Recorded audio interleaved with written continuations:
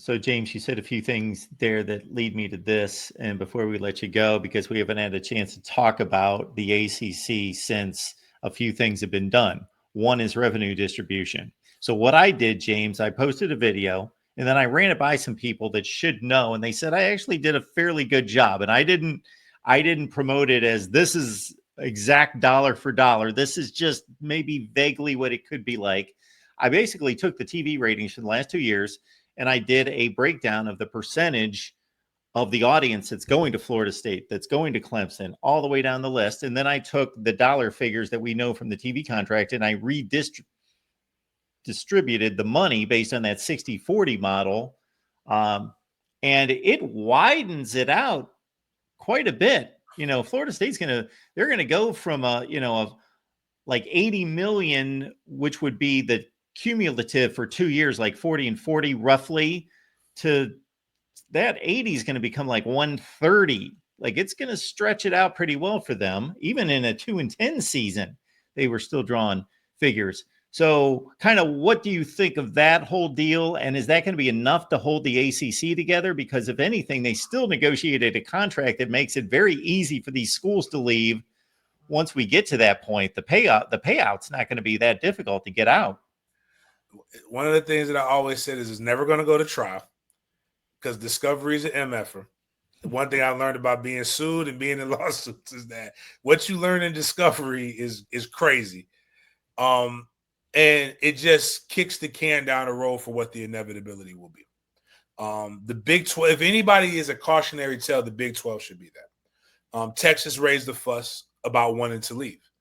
And then the Big 12 made concessions by letting them have the Longhorn Network and some other different things for them to still end up going to the SEC. And I believe they were leveraging the Pac-12 in the beginning, but then they ended up going to the SEC.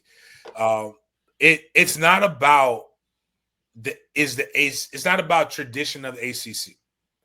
It's about winners and losers, and who the guys who have done a better job of winning, not from a football perspective, but in negotiating the contracts. The ACC went from being a pioneer to being complacent. The SEC has kept the foot on the gas, and then the Big Ten, what they did was instead of staying in bed with ESPN, they went to the rival and the op, and now they're in comparison. They're comparing notes, and it's about money. And as with the House settlement, with a lot of other different things that are coming on as far as NIL front, NIL probably shifting more to a revenue share as well as players basically becoming employees. You can't compete if the other schools have more money.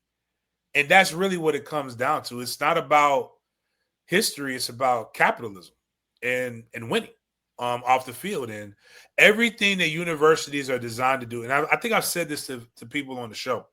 I learned this when I went to Florida State. Florida State is not in competition. Actually, forget nationally. Florida State's in competition with one program, from the janitors to the football team to the math professors to everybody. It is in competition with beating Florida to become the flagship university for the state. There's no way Florida State will sit back and let Florida outdo them by 30 million in a TV contract without trying to exhaust every opportunity. And that's when, if you really step out of it and you look at it like that, as long as Florida's in the SEC and the SEC is getting a contract, Florida State will never be satisfied with being in the ACC because they will always have that.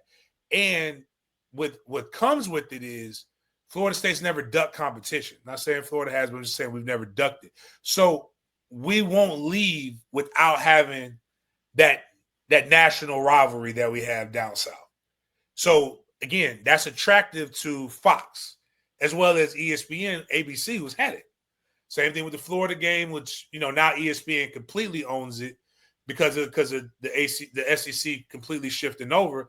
But trust and believe, Fox would love to have it every other year, and that's why it was kind of like when people are like, "You guys aren't good." It's like, guys, no, it's a money thing, and TV deals with. That's why nobody cares about your boycotts, because marketing contracts on that level are 10-year or 5 to 10-year deals. They're banking that you'll forget before anything else, and they're banking on a long term. Florida State would be good. So, but that's what I think is going to end up happening. We'll kick this can down the road, and until the Big Ten does their renegotiation for their deal, and then you'll see Florida State slide in there, or maybe they'll fire the president of the ACC and they'll get a guy with some nuts that actually negotiate a good deal. And the thing, as you will know, that accentuates this gap is, for the first time in the history of collegiate sports that I know of, these leagues did not say, basically, we're all in it together. We split the pie evenly, whether it's the NCAA basketball tournament, whatever it is, we just split it all. The Big Ten and the SEC, strong-armed them and said, we're taking 29% each, and you guys each get 16%. Like that's almost a 2-to-1. Like we're automatically taking, twice as much money as the Big 12 and the ACC. So that's going to even add on to that gap during the regular season. And then when you're guaranteeing that more teams are getting in there, so that's more. Everybody does a bowl split. For the most part. So if I know out the gate I got a minimum of 4 teams making the college football playoff, I'm making more money I'm going to make more money in the playoff picture. And working with the Gator Bowl, it throws everything else off. So now I got to take, like, just for example, this year, luckily, weird stuff happened, but we were going to have to take. We were considering taking a 5-7 SEC school in order to fill the obligation we had, because we thought they were going to suck up another team into the college football playoff, which really, really dilutes the bowl games, because we don't want that. But we still got we still got a less than optimal bowl game per TV ratings and per ticket sales. Ole Miss was not very happy that they had to come to Jacksonville. But like, it's just a lot of things that I like it. I'm pro player. I enjoy football. So I enjoyed watching the college football playoff. It wasn't as bad as what I thought it was going to be. I don't want any more teams added to it. But what I don't want it to do is become the SEC Big Ten Challenge. We already have that in basketball. Make it during the football season. If you want to do your de facto, here's your crown them, whatever thing, a national champion has to be able to be well-versed to beat different teams with different philosophies, different terrains. That's what makes college football cool. Seeing that, is West Coast football better than Midwest football? Is Midwest football better than football in the South? Is Northeastern football better than West Coast? Because it's all kinds of different body types and builds, and that's what makes it beautiful. Styles make fights. It's almost like, again, if you like boxing, it's like, is the fast guy better than the big brawny guy, a big brawn guy? Who's going to do it? So, like, that's kind of where we got to get to. And NCAA needs to get a little bit more, get some nuts too, and either enforce or don't enforce. Or, the other conference committee, if I was the ACC commissioner, I'd have just told them that you can keep your money. If it's doing that way, we won't be involved in it, and we'll separate and do something else, which I think is really, if they don't rein it in, we're going to have the NCAA I don't think the NCAA will exist in 10 years, but I do believe that if they don't figure out a better way to do it, we'll have 2 competing entities in the fall, which, again, just gets us more football, but it's not necessarily what the fans want. Great to see you, James.